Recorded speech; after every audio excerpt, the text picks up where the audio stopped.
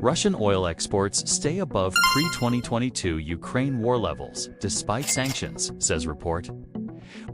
Most Russian crude is now directed toward a small group of countries. China, India, and Turkey together accounted for 93% of these exports, underscoring a major shift in trade patterns.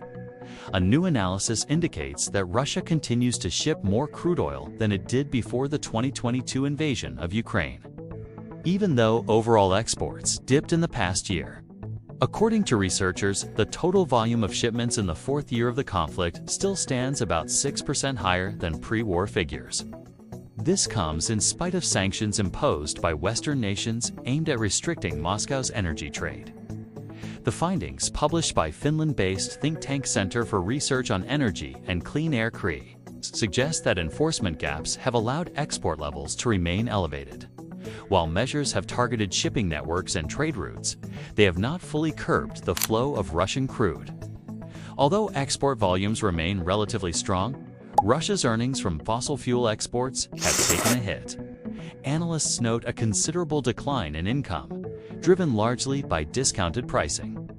Over the 12 months leading up to February 24th, revenues from crude shipments dropped by 18% to 85.5 billion euros compared to the previous year. We've seen a significant drop in Russian fossil fuel export earnings as a result of new measures and greater enforcement, said Isaac Levy, a CRE analyst and co-author of the report.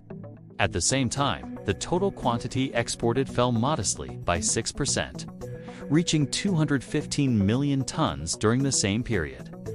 A major factor behind continued export volumes is the use of what researchers describe as a shadow fleet. These are older tankers with unclear ownership structures often deployed to bypass restrictions imposed by the European Union, the United States, and G7 countries. Levi pointed out that enforcement remains incomplete. There are still significant loopholes and areas that have been unaddressed by sanctioning countries, he said.